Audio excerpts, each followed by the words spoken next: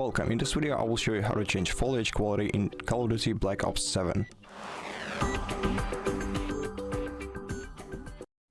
First, open settings by pressing the gear icon in the top right corner of the screen in the main menu of the game, then go to graphics.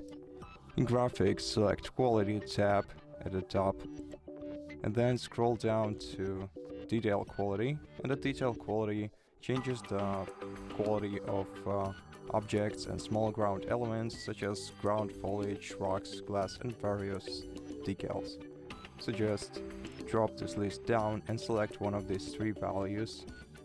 Select the one that fits you the most, and then press 3 on your keyboard or just click right here to apply settings. And that's it. Thank you for watching this video. If you liked it, consider subscribing to our channel, leave us a like in the comment below, and I'll see you in the next one.